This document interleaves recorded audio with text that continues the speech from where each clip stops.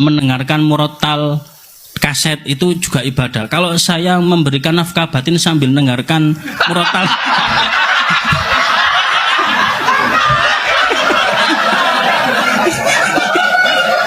nah itu gimana hukumnya nonton? Kan sama-sama ibadah. Bismillahirrahmanirrahim. Matur suwun atas waktu yang diberikan. Ada 2 pertanyaan, Gus. Belum bisa korupsi. Kok enggak 4 sekalian?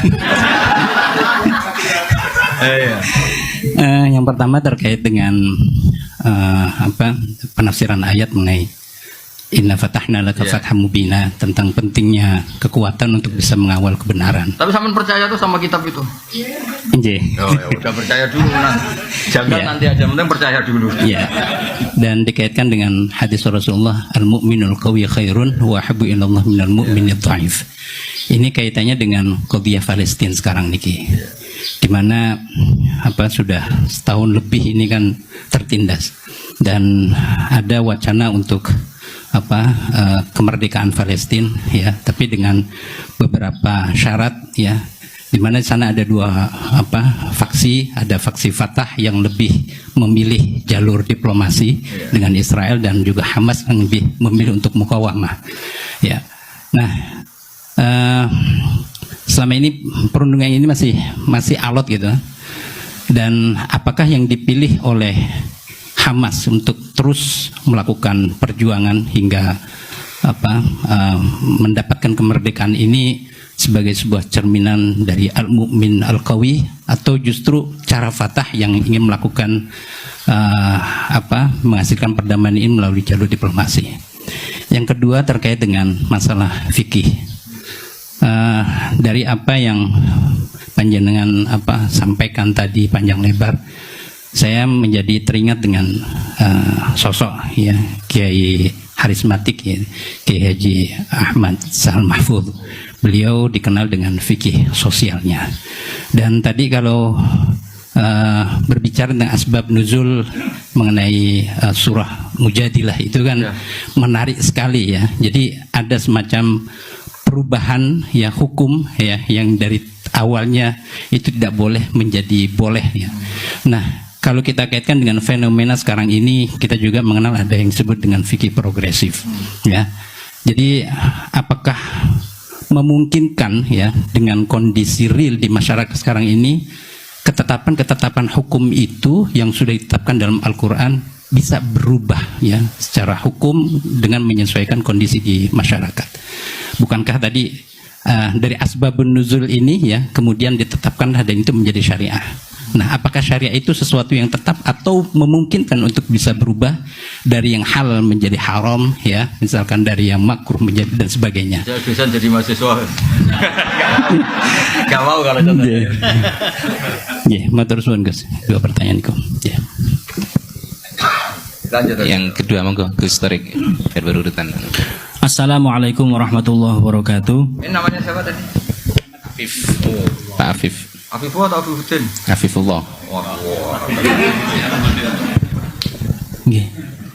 Mohon izin Kiai mau bertanya. Awalnya banyak pertanyaan tapi takut dianggap korupsi jadi satu mawon, insya Allah. Jelas korupsi itu maunya.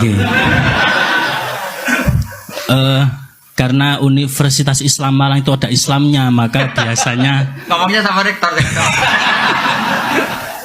Ada banyak sekali kajian-kajian fikih di dalamnya. Dan dalam kajian fikih kami itu ada kajian fikih as'ilah farudiyah. Jadi segala macam persoalan yang diawali dengan huruf lau, andai gini gitu. Teringat tadi ada kisahnya Handolah, kemudian ada yang ini jima dan lain sebagainya. Ada satu soal farodi yang mungkin niki kami butuh pencerahan dari Bapak Kiai. Butuh pengkhayalan kamu. Mboten. Jadi Kanjeng Nabi niku dawuh wa fi bud'i ahadikum shadaqah. Jadi kalau mau sedekah itu enggak harus pakai uang, bahkan memberi nafkah batin kepada istri itu juga termasuk ibadah sedekah, ngoten. Istrinya mau ya. Okay. Nah, ada soal farodhi niku ngenten. Itu kan ngasih nafkah batin ke istri kan ibadah. kemudian mendengarkan rekaman. Ya, kalau istrinya nolak berarti nolak ibadah ya maksudnya. Mboten. Kalau farodinya ngenten Yai. Ngasih ibadah, ngasih nafkah batin kepada istri itu ibadah. Nah, kemudian mendengarkan murotal kaset itu juga ibadah. Kalau saya memberikan nafkah batin sambil mendengarkan murotal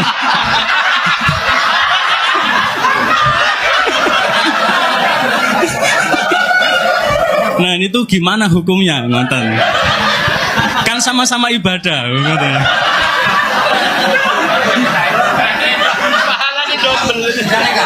Turun, sampun.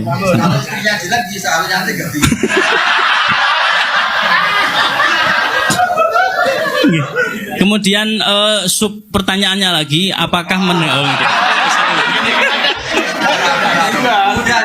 Oh, enggak.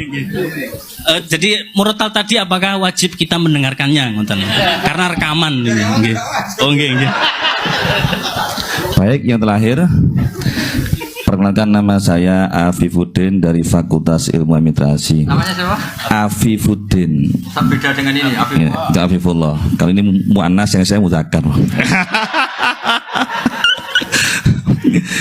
Baik, saya tidak keluar dari konteks dan saya tidak korupsi. Saya hanya satu ucapan saya di dalam hadis Sahih Muslim, al mukminu al qawiyyu khairun wa habbu ilallah minal mu'minu adh-dhaifi. Yang jadi pertanyaan saya adalah bagaimana apabila ada orang kuat punya kemampuan tetapi lebih memilih uzlah seperti yang dilaksanakan oleh Imam Ghazali ketika menjadi rektor di kampus An-Nizamiyah. Kemudian beliau menemukan segala sesuatu yang mengatakan bahwa saya harus lebih uzlah daripada jadi rektor. Saya keluar saja, saya uzlah saja di masjid sampai akhirnya bisa menghasilkan karya yang monumental yaitu Ihya Ulumuddin. Jadi mohon arahan dari Gus Pak lebih Arahan ke rektor disuruh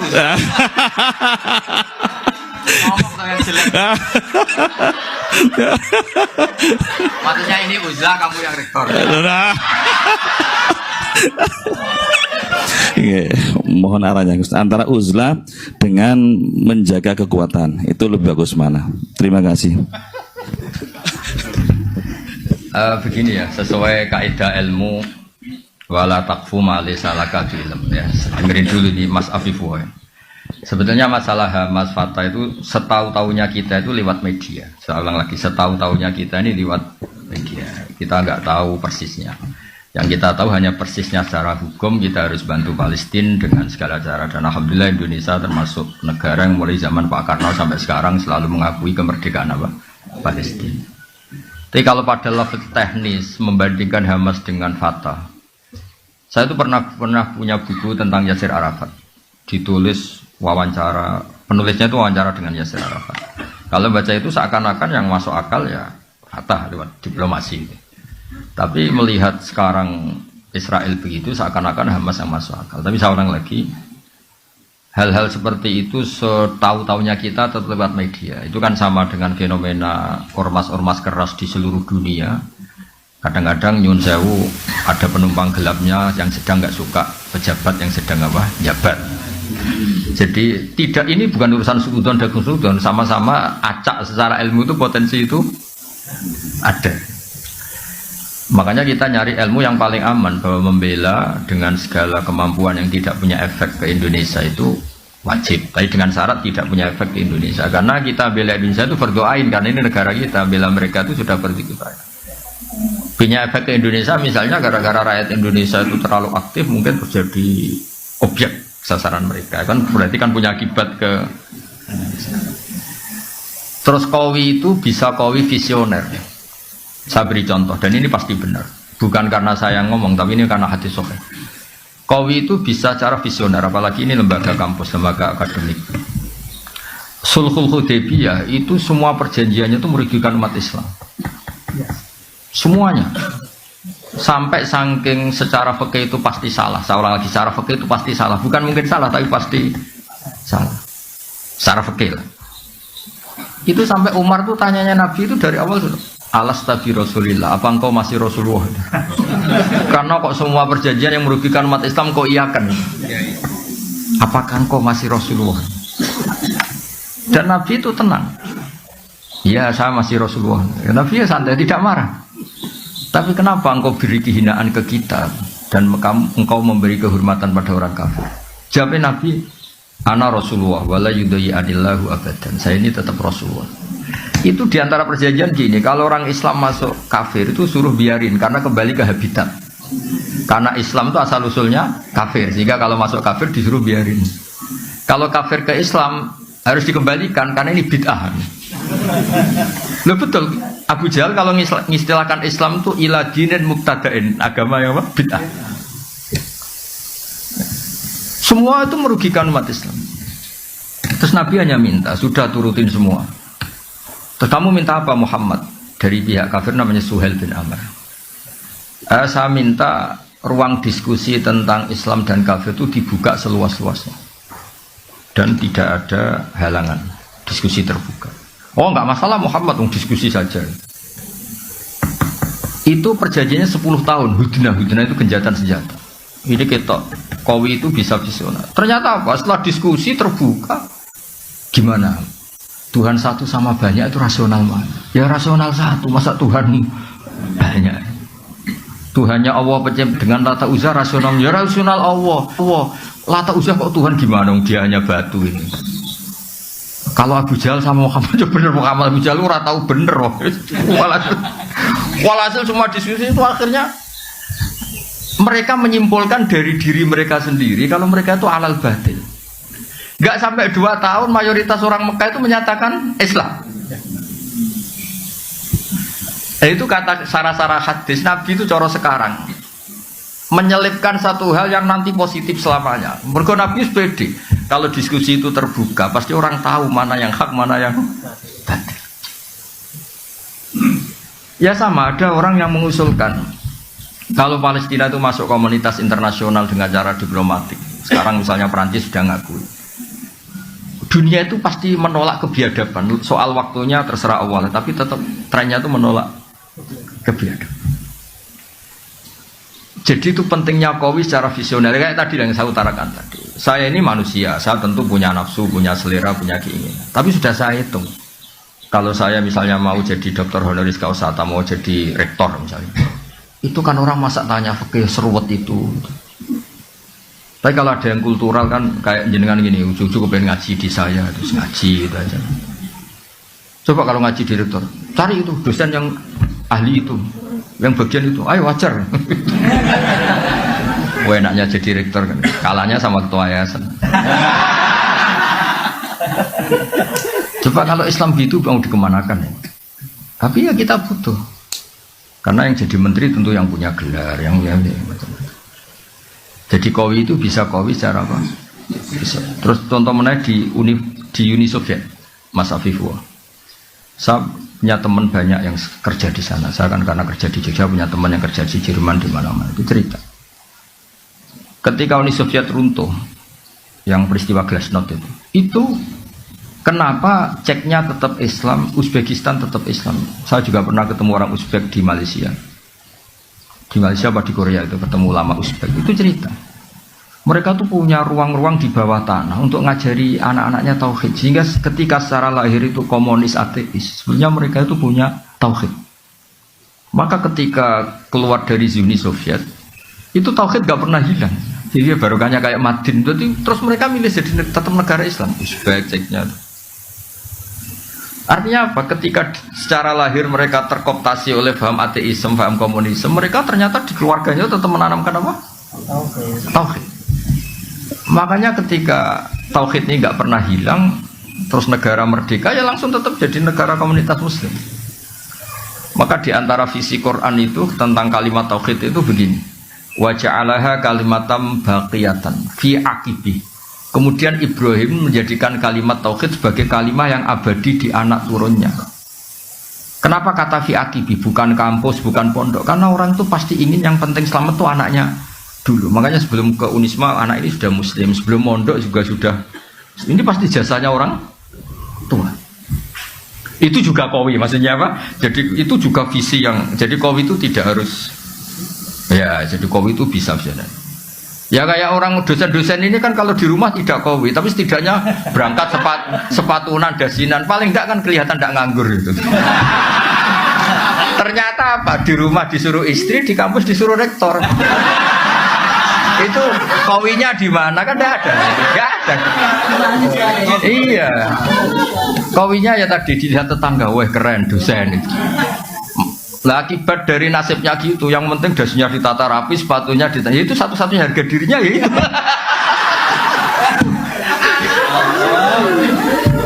Itu juga qawi gitu loh. Kan lumayan, ada tahapan hidup gak dianggap pengang. Jangan tanya penghasilan, yang penting gak nganggur dulu. Lu tahu ada orang sering marah sama istrinya, sampai mempertimbangkan mau dicerai. Itu gak cerainya karena tanya saya, Gus, istri saya kebangetan pas saya cerai. Status kamu punya istri sudah keren, karena tidak jomblo. Kalau kamu ceraikan tidak keren, jenis dudo. Angen-angen tetap untung. Angen-angen punya istri tetap untung.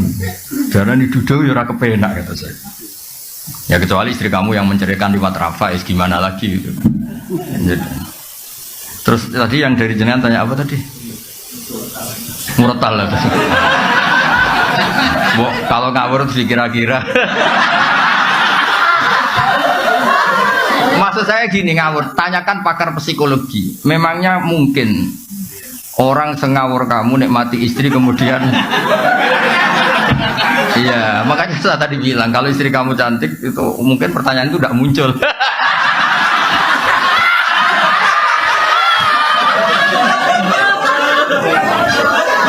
karena sambil kecewa makanya sambil bisa mendengarkan. Ya kan, karena sambil kecewa makanya sambil bisa mendengarkan. Tapi kalau all out gak bisa ya. Ya makanya pertanyaan tadi itu kadang-kadang ngawur itu ya penting. Jadi itu kan sebetulnya hadis itu bukan untuk tadi, untuk fardiyah tadi, untuk pengandian itu. Bukan untuk pengandian. Nabi itu ingin semua kebaikan sebenarnya mudah. Keseharian kamu itu sudah ibadah. Termasuk ngumpulin apa? Istri. Nah itu Nabi itu hanya ingin cerita tentang betapa mudahnya masuk surga. Makanya saya itu termasuk kiai yang menyetujui itu. Masuk surga itu gampang.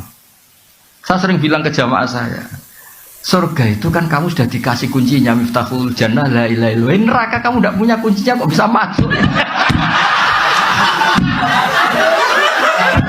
Harusnya orang itu nggak bisa masuk neraka karena nggak megang apa?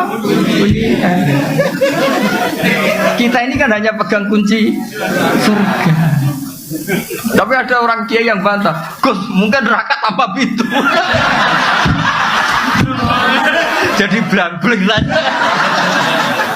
Terus saya bilang, tapi saya tidak tahu alamat neraka, saya tidak tahu. Yang saya tahu alamat surga. Makanya saya sampai sana. Kalau kamu mungkin tahunya alamat neraka, makanya kamu sampai sana. Ya kan jelas kan miftahul jannah. Orang udah pegang kunci kan menang ayam Ustaz. Apalagi kita ya kan orang pesantren sering tahlilan, kuncinya banyak. Mau lipat pintu mana kan kita sering. Ya kan kita kan sering tahlilan, itu kuncinya kan. Jadi Nabi itu di hadis wa fi buti ahadikum sadaqah itu Nabi ingin memberi contoh. Segampang itulah apa? Masuk surga. Terus yang tadi yang Abu Budin tanya apa? Bagaimana uzlah dengan ngomongnya sama rektor.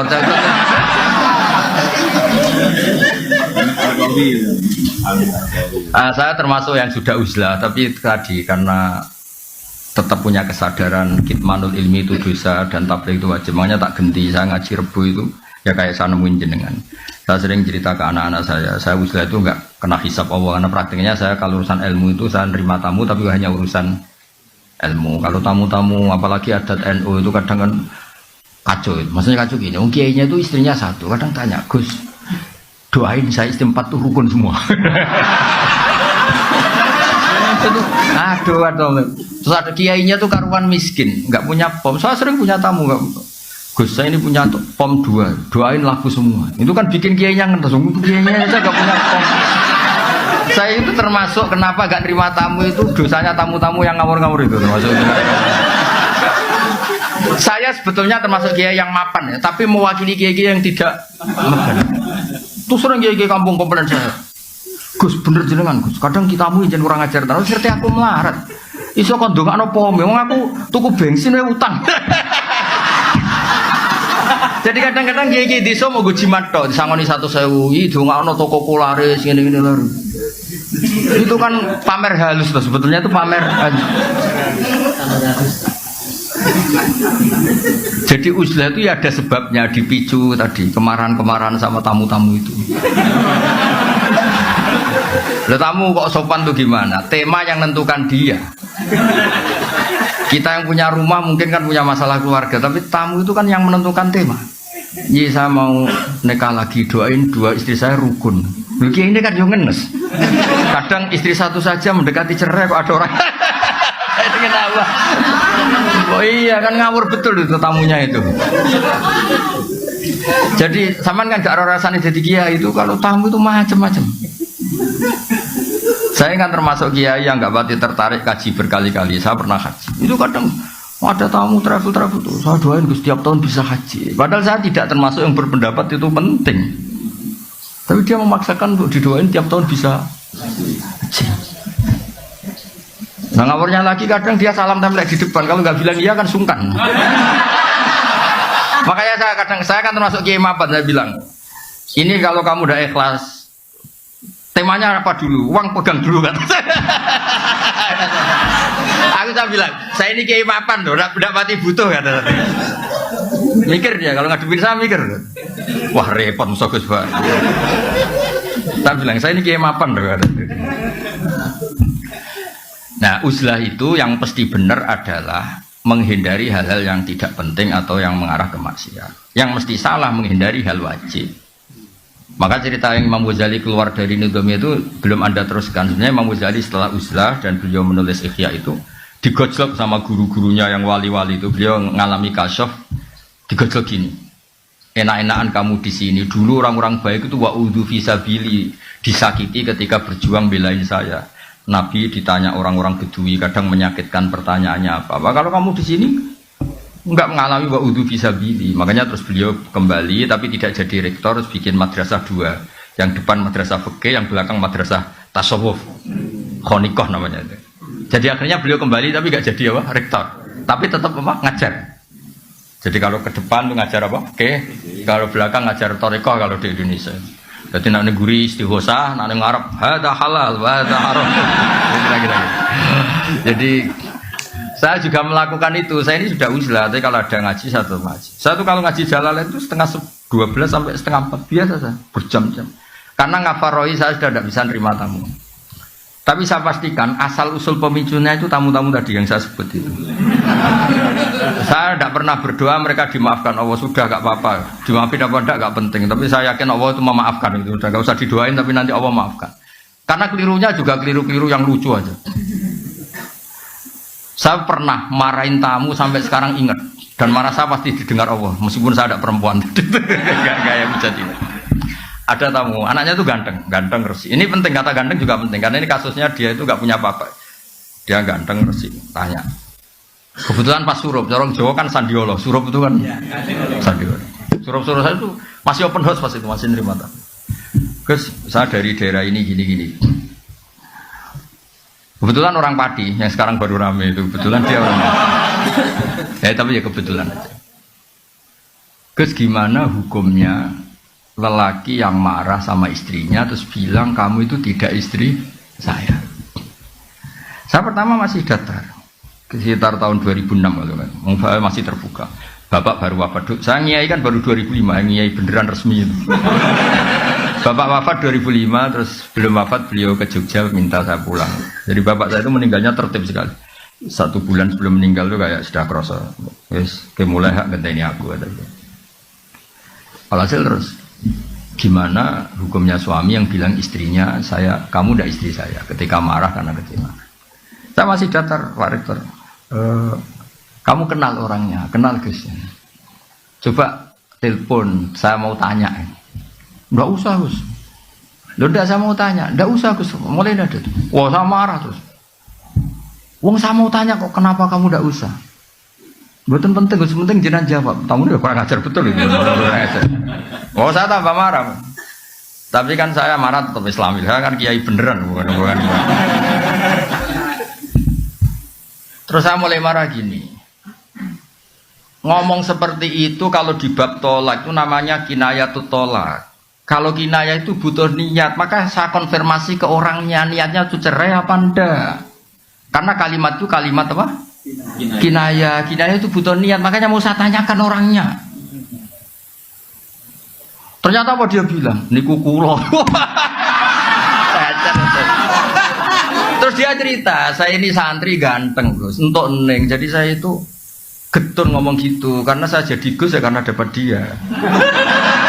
Jadi dia bilang saya santri ganteng terus dapat nengnya. Kalau cerai betul Gus, nasib saya selesai. Ya jenis Gus naturalisasi tadi. Akhirnya saya tuh kan tadi saya bilang kan saya ini kiai tetap baik, tak tunjukkan takbir di I'ana. Termasuk kinayatut tolak itu lasti bizaujati. Ada orang ngomong lasti bisa kamu itu tidak istri saya. Karena bisa saja niatnya itu lam tu amilni muamalataz zauja. Kamu tidak memperlakukan saya sebagaimana istri. Jadi tidak sampai kotu ala kotin neka. Ya seperti terus di I'ana dicontohkan kama qala rajulu libnihi lasta bibni. Ada orang lelaki marah, kowe kurang anakku, maksudnya anakku, wong kok mangkel wong tua. Tapi kan dia juga gak ingin kalau anaknya kabur kan. Ketika kamu bilang kamu tidak istri saya itu ingin kamu apa? Ya ben ngergani kula kok ora kok sampai apa? Cerai. Ya berarti tidak cerai itu masih kinayah. Itu jubalin nek kelakuan ngono wae. Ngel-ngel wong ngandani wong ora oleh nelpon bener. Ngapunten mbahmu.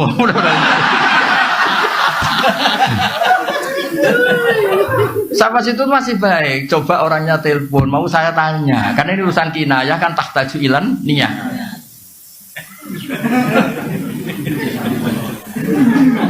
Dia boten usah Gus, dia malah menggurui saya. Ndak usah Gus. Ndak usah gimana? Ndak usah Gus. Saya akhirnya nerangkan lafaz itu kinayah. Jadi saya butuh konfirmasi niatnya gimana. Lagi nek ngaku niku kula. Andai kan sudah peristiwa rame ini di TV, dasar wong pati gitu. Untung belum rame yang sekarang itu.